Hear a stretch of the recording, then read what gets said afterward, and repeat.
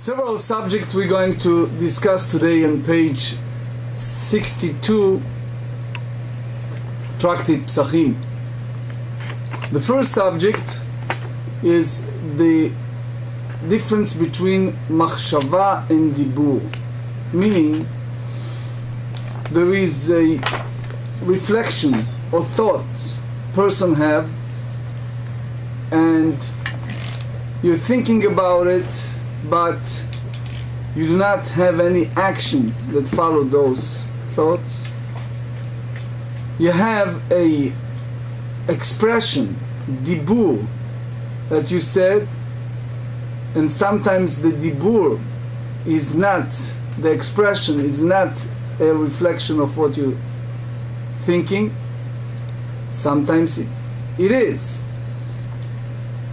When it's come to bringing the offering, we explained yesterday and day before yesterday, a person have to have a very clear thought statement when it's come to offering, for example, Paschal lamb. The problem is sometimes when you think about one thing and you're doing other things and you express it in different way and vice versa.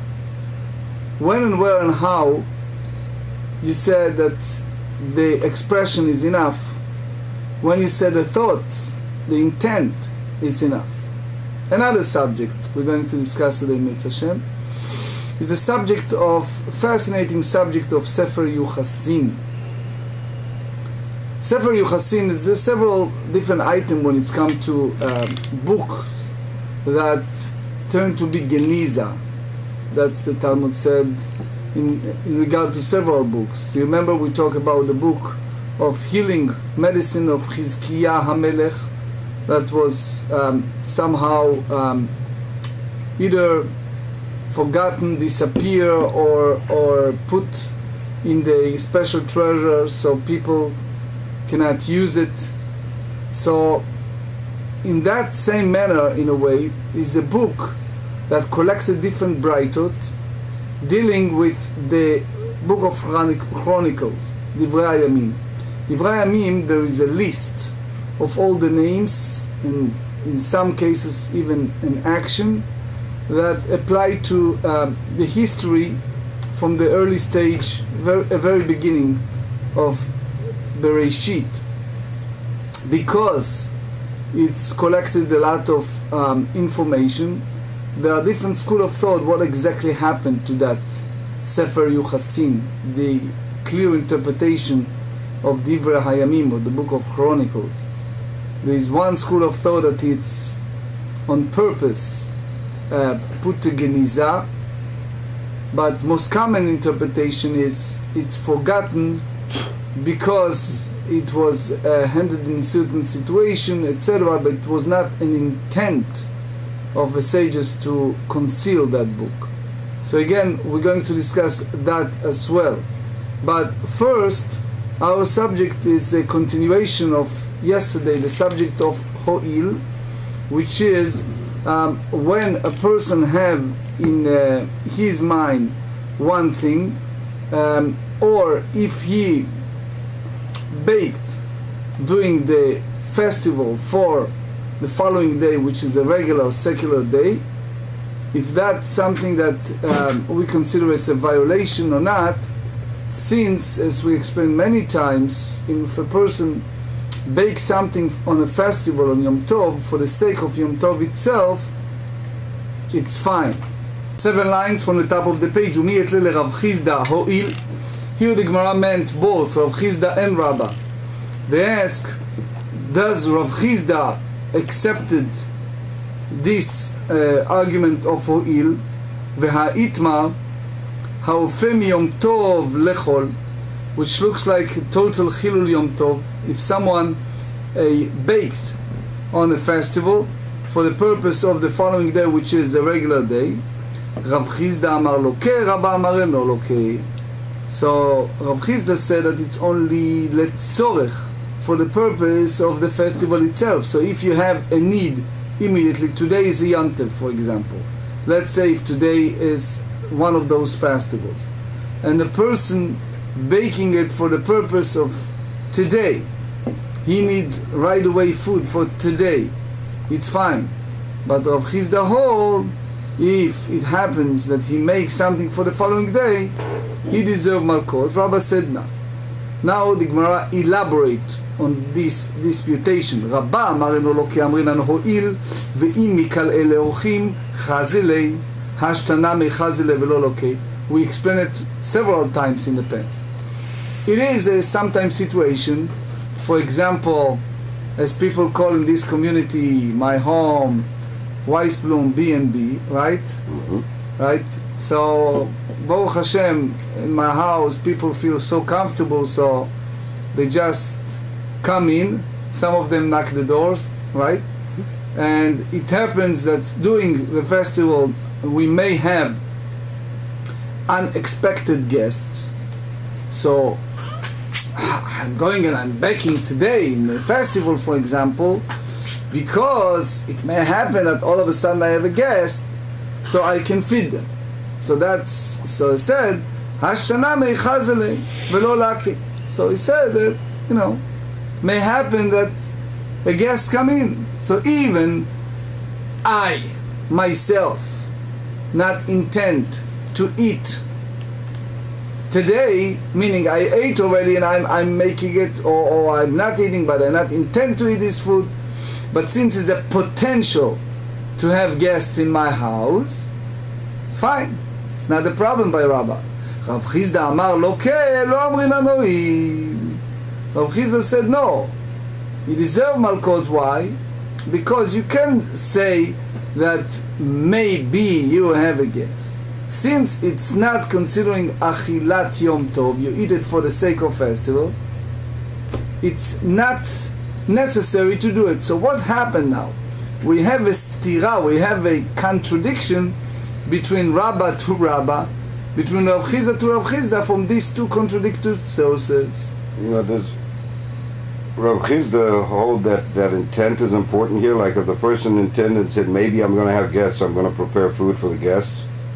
Or depend which bright eye, the last one or the first one? Well, reading this one, it seems to say that if he's preparing food for the weekday, then that's a problem. But by Rav Chisda, by yes. Rav Chisda. But yes. What if the guy was, the intent of him was, well, I could have guests, so I'm preparing, so I'm going to make sure I have enough food for my guests. And it's today it's Yom Tov? Right. Then by Rav Chisda, it's a deserve malkot. Rav Chisda still says he can do that. Even if the intent is to prepare food for Yom Tov. Do you know that definitely you have a guest? So that's the thing. He don't know the definitely, but he wants to make sure that if he has guests, he wants to make sure he has said you don't know, forget it. Okay. So the intent is, so Rav Chisda, the intent is not important, it's just, okay. Rav Chisda said, you need it, make it, otherwise right. It's Yom Tov. So Bishlama de Rabba lo kashya, hacha mechusar maaseh, hatam זה לא מחוסר מעשה. You remember what we said yesterday in regards to Arel of Pesach. So we have a Paschal lamb, and the Torah forbids people who are Arelim to partake of that. So he said over there it happens, meaning in the case of the Arel. So what he need to do? He need to do Maaseh Milah in order for him to partake of Paschal lamb.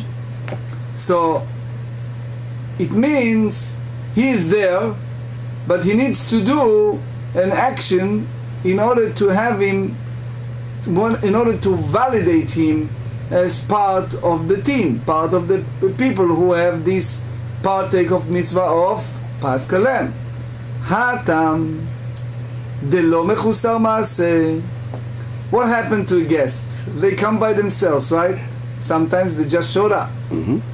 So in order to make it happen, you need to have the guest coming, and therefore you say that bread is for the festival.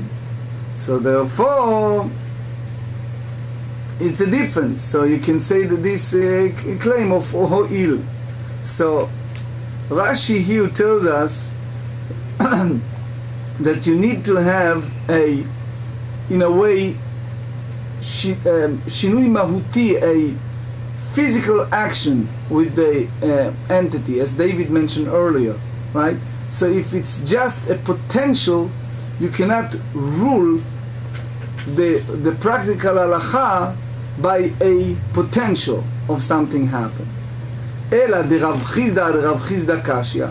So now you see a contradiction between two statements of Rav Chizda. Why? Because in regards to Arel, in Paschal Lamb, he said, okay, we go by the Ho'il. Here in the baking on a festival, he doesn't say it. So when he goes by intent. Right, right. Yep. Amrei, so the Gemarrah responds, Ki leitle le Rav Chizda, the idea of Rav Chizda did not hold the Ho'il, lekula, lechumra itle, beautiful. He says, when it's come to leniencies, so in order to exempt the fellow that he's baking during the festival, in order to exempt him from Malkot, so that's in a sense leniency. But in order to disqualify the Paschal Lamb, he hold that why? So the rabbis tells us here, the Baal HaMaot, Tosfot Rashba, and many other, the Rif, they said that he hold that the whole concept of oil is rabbinic. Because Tosfot tells us here, when it's come to the Oraita, biblical, is no difference between Kula and Chumra, leniency and stringencies. But here what we derive from that is, when it's come to a Paschal Lamb, it's a different story. Because in order to make it disqualified, it's only in that sense in a case of lechumra. Now we go back to the beginning of the Braita in the previous page. Omar למרזות חברי דרב מרי לרבינה קטני, הואיל ועולה פוסלת וטומאה פוסלת, מה טומאה לא עשה בה מקצת טומאה ככל טומאה, אף עולה לא עשה מקצת טומאה ככל עולה. Here is the question, how you medame, how do you compare? You have עולה and you have טומאה. Okay? עולה can disqualify when only if, and that's very important for us to remember because we're going to deal with that later too, if the orla completed. If it's just part, it's not considering orla. But when it's hay tuma echida, we give an example of ritual impurity.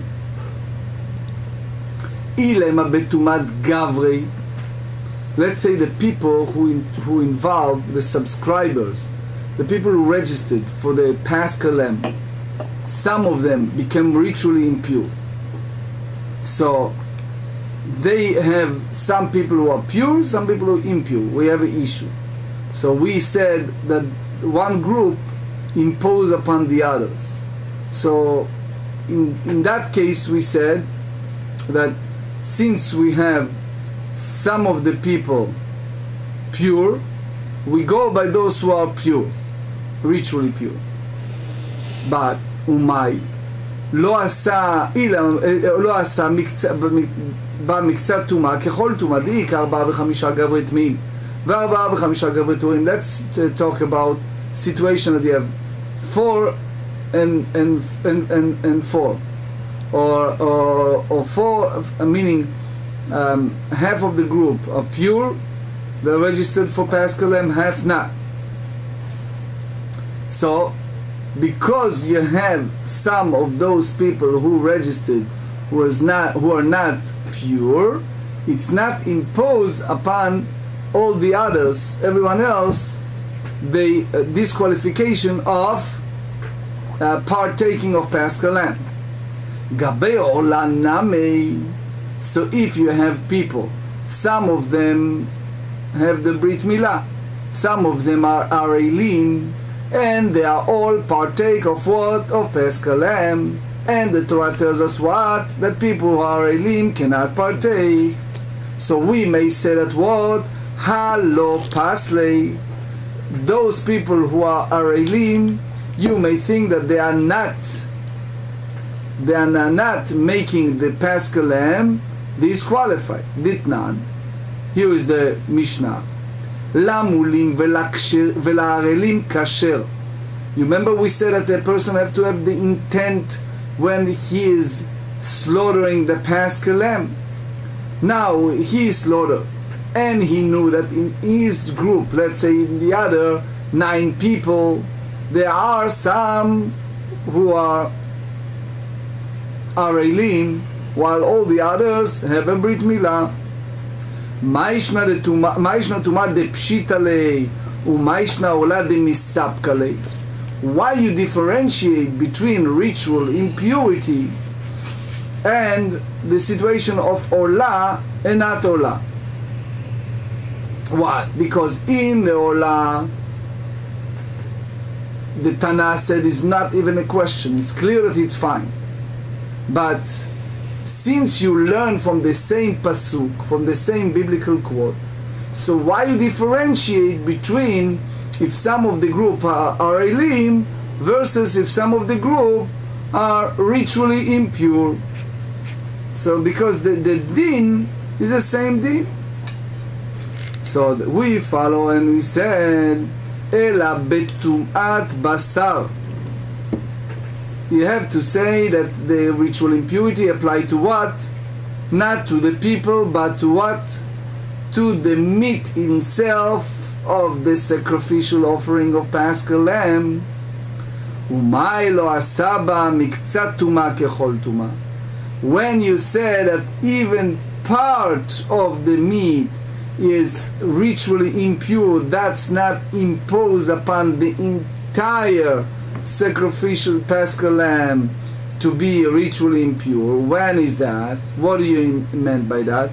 The ilu itamei chad me'evarim, that if one of the, let's say, limb, one of the part of the body of that sacrificial offering become ritually impure, had the itamei sarfinale. What do? You go ahead and you burn that part of the offering that it's disqualified. But the rest of the offering, what do? You can go ahead and eat it. So it means you cannot say in that level. You see what happened with Tuma, why it's a little deep, because in Tuma you have to differentiate each case. So here when it's come to Paschal lamb, we said that if we have one of the Avarim, one of the body of that animal ritually impure, you still can use the rest. If you burn that part, then the rest, it's fine. It's not the fact that part of the body is disqualified doesn't make the entire animal's body disqualified from being appropriate for Paschal lamb. B'mayu kimta. How do you explain this braita? Betum'at basar. You have to speak about what? The ritually impure of the meat. Eima seifa. Let's go to the last clause of the braita. Danin davar she'eno noheg bechol hazvachim, which is what? Orla. Midavar she'eno noheg bechol hazvachim, which is what? Tuma. So you basically juxtapose, you derive an analogous between someone that applied to all different zvachim, for our case is what? Ola, from the other which is tuma, ritual impurity. Ve'al yochiach zman shenoeg bechol hazvachim. Remember we talked yesterday, if a person thinking about different time frame, so he said this will not be any stumbling block to validate, to qualify that offering. Umay tuma, what type of ritual impurity we are speaking here? So he said, Ineimat tum'at basar. If you tell me that that's applied to what? The ritual impurity of the meat, Amai אינו נוהג בכל הזבחים. Why it's not applied to all different offering? Because what we're saying that any type of offering that become ritually impure, you cannot eat it. And you remember yesterday we said it many times, that the key in Paschal lamb, unlike others, is the whole purpose is for people to eat it. Ela pshita betum'at gavri. You have to say that we are discussing here what? The ritual impurity state of the people who bringing this offering. Umay eno noheg bechol hazvachim. And what do you mean by saying that it does not apply to all offering? Because this halakha certainly applies to all offering. So he said, "Be'ilu bechol hazvachim, arel vetamem meshalchim korbanotehem." All the other offering, a person who was arel, or someone who's ritually impure, so they send the offering to the courtyard through an agent, by agent, right? In order for those agent to give it to the Kohanim, and they should offer it, should they sacrifice for them. However, ve'ilu b'Pesach, in Paschal lamb we treat it differently. Arel v'tameh en meshalchim pischehem.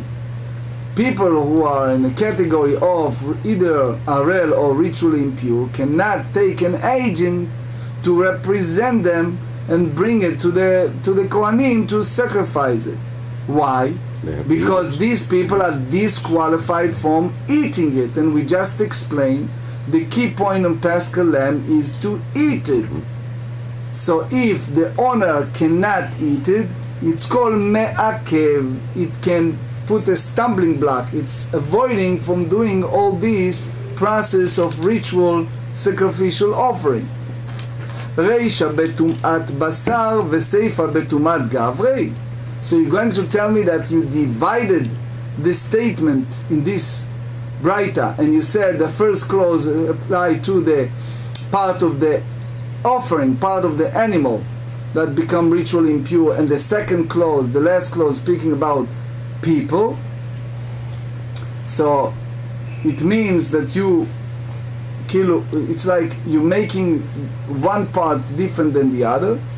So it means that the last clause you learn it in comparison to Olah for state of impurity of the people. Amar le'ein, he said yes. Shem tum'ah kaparich. You can derive from that, from the title of ritual impurity, in a very general term, which means because there is a lot of similarity between the Orla and all the other sacred offering that become ritually impure, so we can derive one another. That's one school of thought. Another one, V'baitema, Seifa name betum'at basar. The latter clause is also referring to impurity of the meat. Umay eno noheg bechol hazvachim. And what do you mean by saying that it does not apply to all offering? It means that you cannot compare these rules of meat to the Paschal lamb. Why? The ilu bekol hazvachim, that with regard to all the other offering, ben shenitma chelev ubasar kayam, ben shenitma basar v'chelev kayam zorek et adam. Regardless if part of the offering, the fat of the offering that are burned on the altar have become impure, and the meat of the offering remains, or the meat become impure and the fat remains, the Kohen, what do you do? Zorek et adam. He can sprinkle the blood. ואילו בפסח נטמא חלב ובשר קיים זורק את הדם, נטמא בשר וחלב קיים לא זורק את הדם. So basically, the Kohen is not sprinkle the blood if it's not miyuad lamizbeach, if it's not designated for the altar, or for a human consumption, for the honor consumption, because the idea of fat, the chelev, it's for the mizbeach, and the basar is for the people to eat. Or the people, yes. So in regard to Pesach, if this fat become ritually impure, and then you have the meat become ritually impure, still you have the mitzvah of achilat be'alim, that the owner should eat it. So the Rashi explained that when it's come to Pesach, the fact that the fat left on the altar, you sprinkle the blood only if the size of olive bark left from the meat. B'mayu kinta. What you meant in this braita? What do you mean? Betum'at basar. You have to say that that's applied to what? A case of impurity of the meat.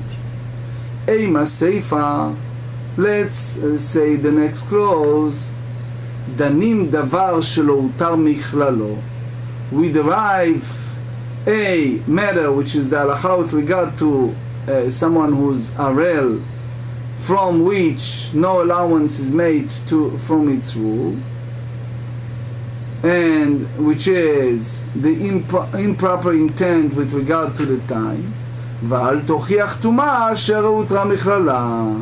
for which no allowance is made for its rule, which means the halacha with regard to ritual impurity should not be used to prove anything, because there are circumstances in which an allowance is made from its rule. So soon you see in the second part of this page the explanation. B'mai. What do you mean by that? What type of impurity is being discussed here? If you tell me. Just turn the page 62b. Betum'at basar. This applies to what? To impurity of the meat. Heicha utra. Where is permitted to do what? To eat impure sacrificial meat. Because even a public offering that you allow to sacrifice when it's a ritual impurity, the meat itself is not eaten while it's ritually impure, as we learned earlier in the Mishnah in 77b. Ela pshita, you have to say obviously that we talk about tum'at gavrei, the people, the owner of this offering. Vehecha utra michlala.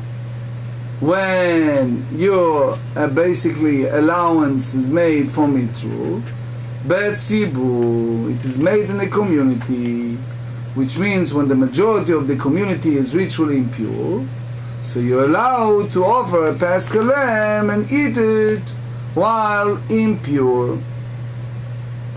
So now you go back and you ask, Reisha betumat basar v'sevel tumat gavrei? You go back to your question. So the Gemarrah have no choice, and they said, Ein, yes, Shem tum'ah kaparich. The first clause speaking about the owner, be'alim, and not about the basar, the meat. V'ibai tema is another option. Kula betumat basar, all of that part, the Reisha and the Seifa, all speak about the meat. Ve'ichan utra.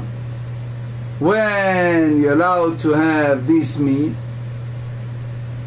betumat pesach, in the paschal lamb, we just said you can eat it while ritually impure. Ditnan, we learn Pesach haba betuma. If you have a situation that most of the people are ritually impure, still ne'echal betuma, you can eat it while ritually impure.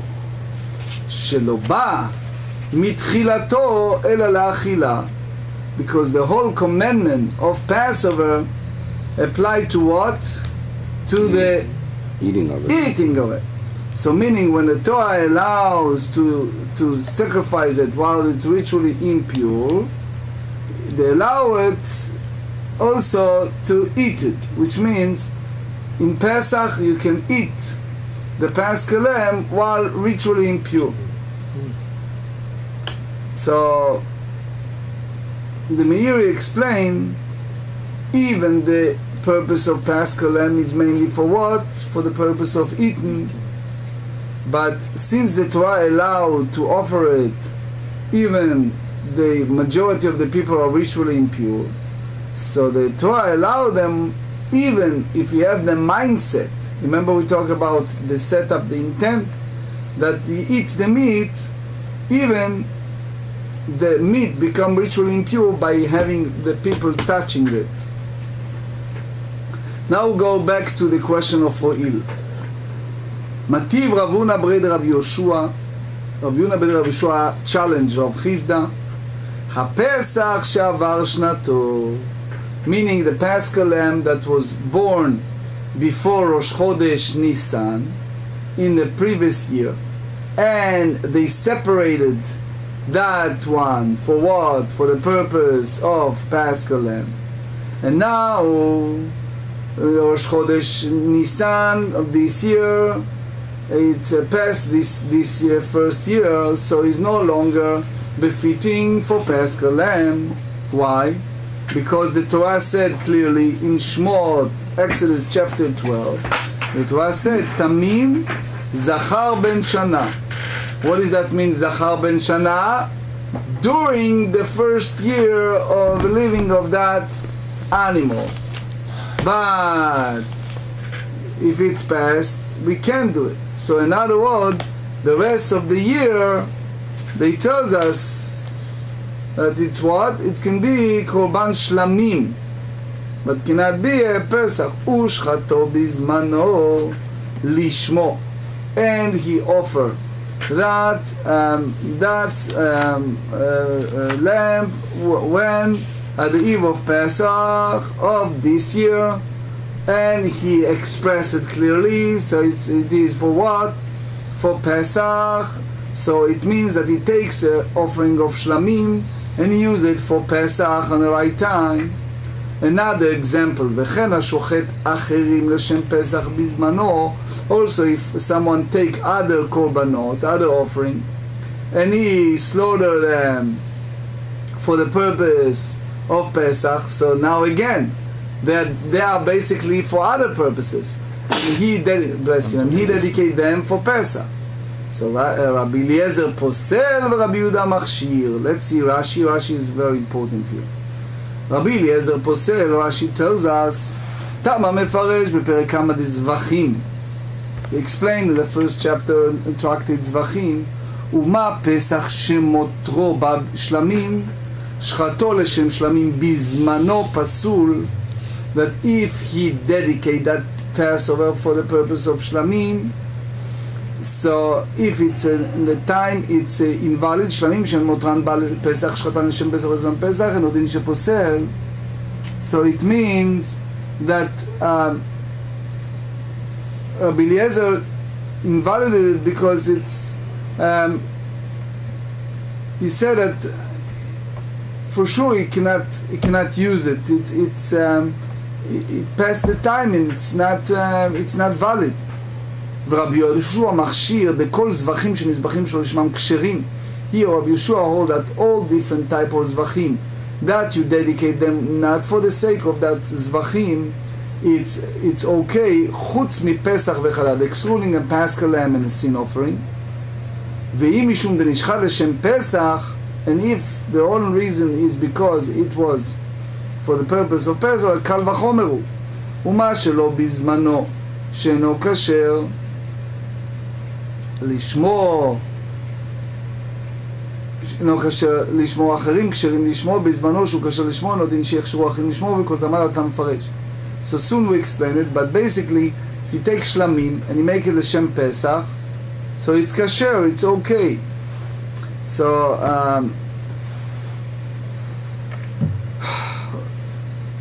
Rabbi Eliezer basically go by this kal vachomer. Rabbi Yeshua goes the opposite way in this kal vachomer.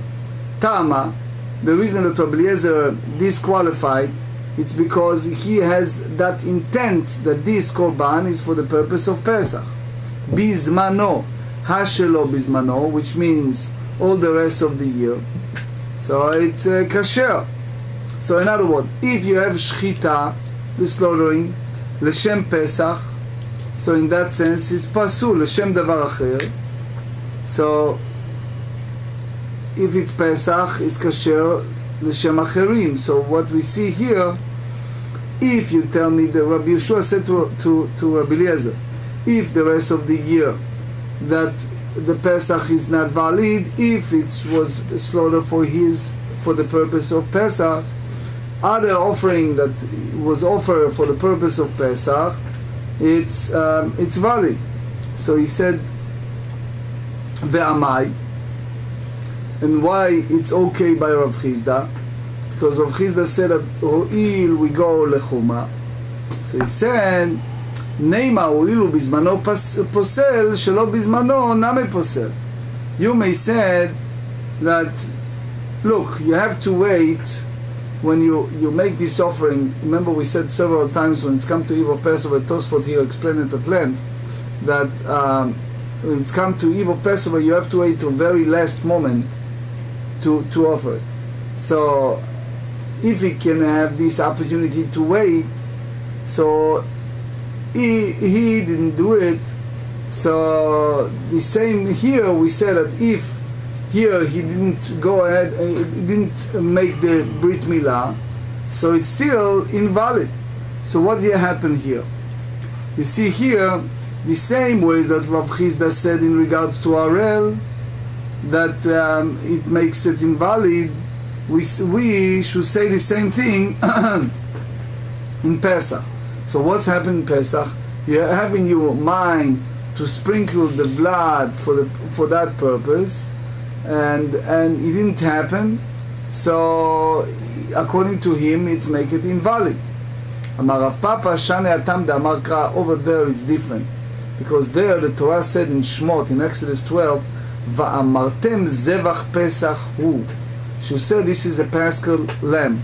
Hu bahavayato. So it means that it's only qualified if the Passover made according to the way it should be, which means he slaughtered for the purpose of Passover. Lo hu leshum acherim velo acherim lishmo.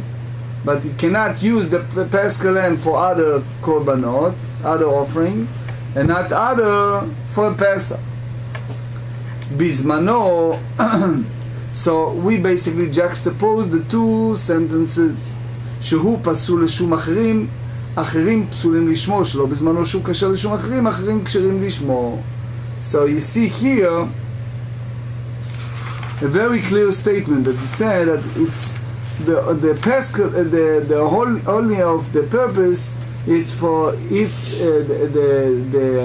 he made it for a certain goals, and he said it specifically. But if you have a situation that it's not the Pesach lamb offer for the purpose of other sacrifice, other sacrifice offer for its purpose of as Paschal lamb, so it's valid. Why? Because the both psukim use the same word, which is eat, and the idea is that links the disqualification of Paschal lamb offer as a different sacrifice, and any other sacrifice offer for the purpose of Paschal lamb, the principle of sins does not apply. The whole idea of ho'il. Now we're going to a sugya of Sefer Yuchasim. Some of you just walk in, so I'm going to put you in on the subject we discussed in the introduction. There are basically, as far as I remember, 3 times in rabbinic writing regards to a book that concealed, and we need to understand what does that mean, concealed. We mentioned a discussion over Mishlei, over Kohelet, over the book of Refuot by Chizkiah HaMelech. Here is a discussion over a book. It's called Sefer Yuchasim. In simple language meaning, Sefer Yuchasim is like a book of genealogists, but it's a different brightot, it's different statements, that gives explanation to Divrei Hayamim, the books of Chronicles. Chronicles have a lot of enigmatic text, because in simple way you have a list of names, but in some places you have a text that go at length and explain it, in some not. So there are texts that we know it's already esoteric, like in nowadays we say the Zohar, all kind of Kabbalistic text. It's secret, it's esoteric. But it is a book called Yuchasim, which means that they bring the genealogy of and Brightot, dealing with book of Divrei Hayamim, Chronicle, and it's concealed. Now, what do you understand when you hear the word concealed? You think that the sages just concealed it for some purpose. It is not the case by most of the Mefarshim. Yes, some said yes, but most of them said no. It was either forgotten, or there are other reasons why they're not in public. But anyway, let's see, and soon you see how it's connected to our sugya. Rabbi Simlai ata lekamed Rabbi Yochanan. Rabbi Simlai came before Rabbi Yochanan. Amar le nit leimar sefer Yuchasim. So he came before Rabbi Yochanan. What did he want? He wants to learn the book of genealogies. Amar le meichanat. Rabbi Yochanan asked him, where are you from? We going to, right? Where are you coming from? Amar le mi Lod. I am from a city called Lod. Veichan motavach. And where you are now? He said, Ben Naharda. Naharda is where? In Babylon. Omar lei, en nedodim lo lelodim velo lenahardeim. He said, forget it. I'm not going to teach you. So either he wants to just reject him, or because those people in those cities have issues with their lineage, with their when you're dealing with lineage, it's an issue. For example, if it's an issue of some people that are not legitimate, you have adoptions, you have all kind of situations that you have issues. So the Chol Sheken, the At Milod, Umotavach ben Ahardea. So Rashi tells us here two explanations. He said, one explanation, ledachuye, you just want to reject him. Leave me alone. Right? I'm not going to teach you that. Another one is said, lishnachrina lefi she'enam yuchasim.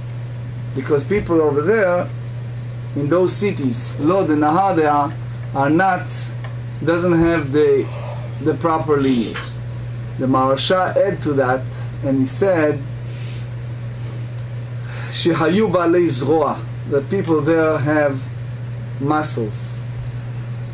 What does that mean? Anybody knows? What does that mean? More muscles than brains. A little further than that. Let's go to the next page. I think David will tell you. What happened with the people who have the muscles? What does that mean? If you tell them that they have an issue with their lineage, they're going to do what? They're going to beat you up. Right? Badly. So you don't bother telling them all kind of things. And this guy came from those places, not just one place, two places. He came from Lod, and he is now there. There are both places have issues with Yuchasin of lineage. He doesn't want. Maharsha said he's afraid that if you tell him something, it's an issue, right? Remember, this is book of genealogies. Yeah, I want to ask you, there's a phrase, you know, sometimes people say you have yichas. Right. Does that come from this? Yeah, the yichas, yes, excellent point. Yichas, it's like you have a lineage. Yeah, you go back and, you know, some people say that they are descendants of David HaMelech, the descendants of big names, etc. And they show the genealogies, and they show the chart, how they go back, etc. That's Yochsim. Yeah. But over here, we're speaking about the book of Chronicles that have all the tradition from the first man, and it's involved not just the names, it's a lot of explanations, stories, secret behind the text, etc. So what happened here? Kafye ve'arze. This guy was very persuasive and persevere, and he pushed him hard, and eventually Rabbi Yochanan agreed to teach him. Next, Omarle. So this fellow, Rabbi Simlai, said to Rabbi Yochanan, Nitnei bitlata yarche. Okay, so now Rabbi Yochanan is willing to teach him, but now the students have conditions. He said, I want to learn that in 3 months. Shakale patak bei. So what did he do? No, read in English. What did he do to him? So Rabbi Yochanan took a cloud of dirt and threw it at him. So what did he do? He just takes some dirt and throw it in his face. Well, I'd like to learn the Shas in 3 months, but that's not going to happen either. Right? Imagine someone. It's like he said that you're obnoxious, you're rude, right? By thinking that way. Marley said to him, Ma bruria debitu de Rabbi Meir, bratei de Rabbi Chanina ben Tradiont, de Tanya tlat mea shomadata biyoma, מתלת מהרבתה, ואפילו אחר לא יעשתה ידי חובתה בתלת שנים, ואתה אומר בתלת הירחי. He says, come on. He says, Bruria, that is a famous scholar in the Talmud, she was the wife of Rabbi Meir, and the daughter of Rabbi Chanina ben Tradion, that is one of the 10 martyrs. And Bruria is like her name is Bruria, which means it's like Hashem gave her special wisdom. And since she was the wife of Rabbi Meir Balanes, that because of the merit of her husband, she had the tremendous capability. And not just that, she was a daughter of Rabbi Chaim ben Tradion that sacrificed his life for the Torah. So if you think all these great zchuyot, she have the ability to learn more than average. And they said that it took her, again, it's this language of the Talmud exaggeration, that she learned 300 statements a day from 300 different sages, which means again is a language of Talmud that expresses in this sense a great talent, way above average. And with all that said, she could not finish the book of Yochasin in 3 years, and you want in 3 months, right? So now what is now we'll go back to our subject. Ki Shakil ve'azil, before he left Rabbi Yochanan, Omar le, now we go back to our subject. Rabbi, tell me what's the difference ma bein lishmo v'shelo lishmo, lo chlav v'shelo lo chlav. What's the difference if Paschal lamb was offered for the purpose of its or not, that make it disqualified, or leochlav v'shelo leochlav, or for those who can eat it and for those who cannot eat it, in which case the offering is not disqualified. So that's the way Rashi said, but Tosfot challenged this question, and again we don't have the time. Anyway, Amarli Ho'il v'tzuvan rabanana. Now, since you are Talmid Chacham, ta ve'ei malach. Now, let me explain to you, and now back to our subject. Now, we go here to 4 different afkaminot, 4 points. Lishmo ve'lo lishmo, psulo begufo. When is the sacrifice an offering for its own purpose and for different purpose, this disqualification is in the offering itself, which means that since we have this intention relate to the sacrifice itself. He said, לשמו ושלא לשמו פסול בגופו, לאוכליו ושלא לאוכליו, אין פוסלו בגופו. Point 1. לשמו ושלא לשמו אי אפשר לברר איסורו, לאוכליו ושלא לאוכליו אפשר לברר איסורו. So here we hear Tosfot and Rashi. So they said the issue here is breira. Can you basically search and know exactly what he has in his mind? So it's difficult because and that's what we said several times, that we don't know what exactly a person's have in his mind. Do you go by the breira or not? In other words, can you go by the retroactive mindset setup or not? And we discussed it in several times.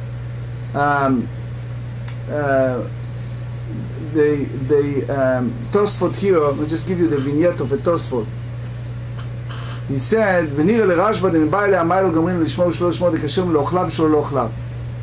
which means he knows that when it's come to Orla, the Korban become Pasul. But it's only if it's total Orla. So the same way is Lishmo v'shelo lishmo. Next, Lishmo v'shelo lishmo yishno be'arba avodot. That's applied to 4 different type of avodot. We explained it several days ago. That was the slaughtering, the receiving, the walking, the sprinkling. These are 4 stages. So if you have this intent not for the purpose of the korban, לאוכליו שלא לאכליו אינו בארבע עבודות, it's only in שחיטה. לשמו ושלא לשמו ישנו בציבור קריאה ויחיד, which means that it's applied also to a public offering. He said, לאוכליו שלא לאכליו אינו בציבור קריאה ויחיד. So you see that the intent that it be for those who can eat it and those who cannot eat it, it does not apply to the community and it's not applied to individual. So again, here is the whole discussion of halot. How do you say if a person thinking about something or doing it in action, and soon you see another examples, how you treat it? How do you, in general, we have the rule, and soon you see it, that you go just by the expression, just by the action, and not by the thought that can be different. רב אשי אמר פסולו כגופו ואי אפשר לברר איסורו. חד המילתאי, רב אשי said that the careful analysis of these answers demonstrates the idea that the argument that its disqualification is in the offering itself, and there are the arguments that it is impossible to identify its prohibition are one. חד המילתאי. מה טעם אמר פסולו בגופו משום דאי אפשר לברר איסורו. So he said that what's the reason that Rabbi Yochanan says that when one brings an offering for a different purpose, its disqualification is in the offering itself? It's because it is impossible to identify its prohibition, and the whole idea of the prohibition applies to the offering itself. So Tosfot tells us that psul machshava, if a person have the wrong thought, is still not disqualified the offering. Now we go back to the idea of Sefer Yuchasim. You have to know the language of the Talmud, sometimes they do that. Omar Rami bar Yehuda amar Rav, miyom shenignaz Sefer Yuchasim, from the day that they put in Geniza, and it's as we said, it's 2 different thoughts. One said it was purposely hidden, but most of the rabbis said that's the Maharsha, but others said no, it means that it was forgotten, meaning that unfortunately, where she said that people forget. תשש כוחם של חכמים וחייה מורניהם. So they don't know a lot of secrets in the Torah. Here in the example, Omar Mazutra. Here is an example from Divrei Hayamim, the first one, chapter 8. It's written, Ule'atzel shisha vanim. The fellow by the name of Atzel has 6 sons. So, and is another place later in chapter 9, they said, Ele bnei Atzal. So you see, one place you have Atzel, one place you have Atzal. You have, you need to understand what's the difference. Te'inu 400 gamlei dedacha. So again, it's the language of the Talmud. They say that there's a bowl, 400 camels of expositions written with this verse. So again, it's just a language of exaggeration. They want to tell us that it's many interpretations. Rabbeinu Avraham ben Arambam explained in the introduction to En Yaakov that you don't take it literally. So the Ben Yoyada said that it's a lot of books like Sefer Abahir, Sefer Atmuna, Sefer Echalot, many books, especially the interpretations, are hidden from us. It's way above our ability to study. It's like calling a Kabbalah. You don't teach Kabbalah to masses because it's an issue. But when it's come to Niglet, it's something that we know. So some of those Agadeta, they was not written, excluding the book of Chronicle. Why? Because of all kind of issues, either because it was transmitted orally, or it's because it didn't spread. But anyway, it's not enough to read in your eyes. You have to understand. That's called Kaha Meor Eineim. The Ben Yoyada have a long explanation. Tanya Acherim Omrim. Acherim usually, as soon as you see examples, is whom? Acherim usually it's Rabbi Meir. Ikdim mulim la'arelim kasher, arelim lemulim pasul. Remember we said that when it's come to shchita, the slaughtering. So if you have the mulim, those who circumcise, they before the people who are arelim, so it's okay. What's the difference? So he said the whole idea of what we said earlier, that if it's kula ola, then it's different. But here the en kula ola. Ma yishna mulim ve'arelim dekasher. The kula ola be'ilan ve'leika. Arelim lemulim name kula ola be'ilan ve'leika. So they said, what's the difference? They said the circumcised people and then the uncircumcised. They should also say that in order to disqualify the sacrifice, require that all people has in mind to be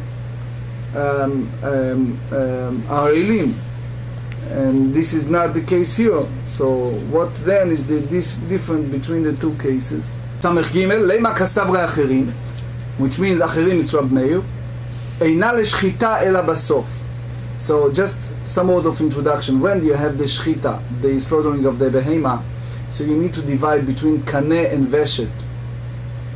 That when you go to the final stage of shchita, it's go by what? By the completion. So there is a famous machloket that it's called hechsher shchita. So the big idea is that if you do part of that, mi'ut, but the most of the shchita did not happen, so we don't call it shchita. It's not called maaseh shchita. The Rava said in Zvachim, page 38, Adayin machloket. It is a disputation between Rabbi Meir and Rabbi Yossi. Remember what we said? Rabbi Meir said you go by the first statement. If a person said Tmurat Olah, the first statement, boom, it is. And the other one, Rabbi Yossi said no, it's go by the last one. Hilkach, Ekdim mulin la'arelim, mulin chay la'arelim lo chayle. Because the only machshava, the only thought of mulin, but not for the arelim. So again, there is a tosfot here, and there's a many mefarshim dealing with the whole issue of intent. To make the long story very short, we go by the physical expression of your mouth, the reflection, the thought. It's just the bottom line. It's not sufficient to make halachic rules. but for sure it's a long subject. So he said, הקדים ערלים למולין, ערלים חי למולין לא חי לה. אמר רבא לא, לעולם כסבר אחרים ישנה לשחיטה מתחילה ועד סוף, ואחב מה יסקינן, we need to go to the Mishnah, כגון שגמר בליבו לתרוויו, so he having his mind for both, בין למולים בין לערלים, והוציא בפיו לערלים ולא הספיק לומר למולים, עד שנגמרה שחיטה בערלים. בום. While he did that, it's already completion.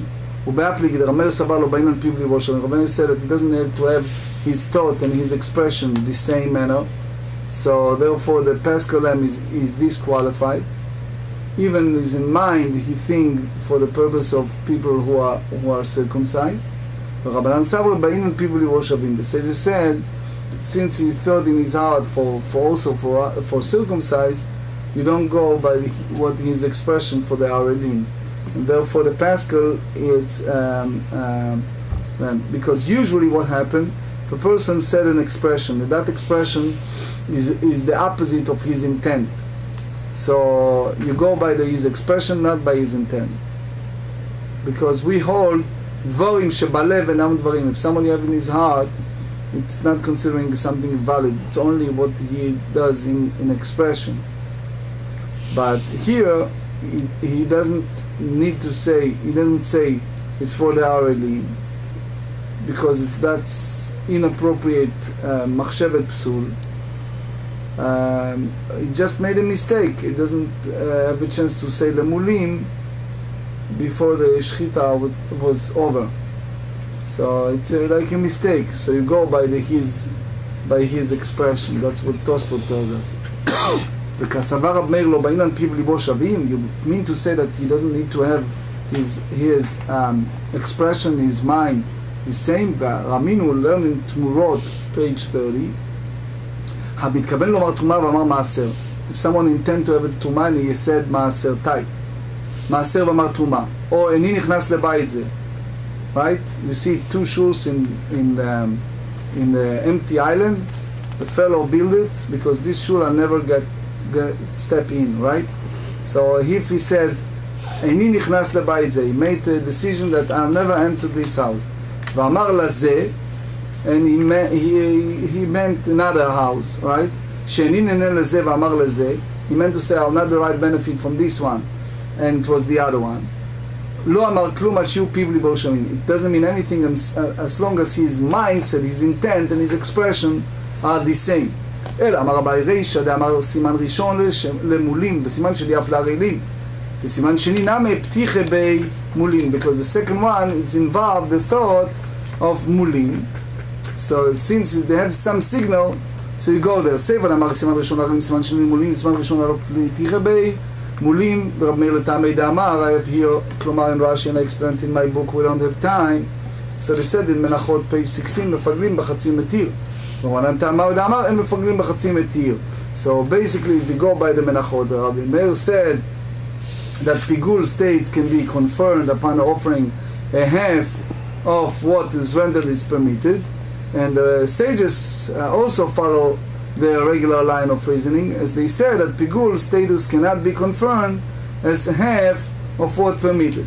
So since he expressed his intent for both, for Arelim and for Mulin, people over the course of the entire act of slaughter, the offering therefore is not disqualified. Rambam tells us that the person's intent is crucial not only by his intent but also by his expression. Here an example. If one designated produce and intends to declare is as ma'asrot, as tithe, but accidentally declare it's truma, or vice versa, his statement has no effect, as one's word must accurately express his thought. That's Shulchan Aruch Yoreh De'ah 331. But the Rambam add to that, and he said if one vows that he will not enter a particular house, but he actually intends to prohibit himself from entering a different house, his vow does not affect, and he may enter the house, since his verbal expression did not match his intent. That's Shulchan Aruch Yoreh De'ah 210, and also it's the Rambam. Well, so one of the source is the Hilchot Psulei Mukdashim. He said as follows: if one had disqualifying intent, doing half of an act that renders the animal permitted, he has disqualified the sacrifice but has not confirmed pigul status on it. This is accordance with the opinion of the sages, and that's basically against what the Rab Meir said in Menachot. And the one who elaborates on that is the Rambam, Sefer Avodah, Hilchot Psulei Mukdashim, chapter 16.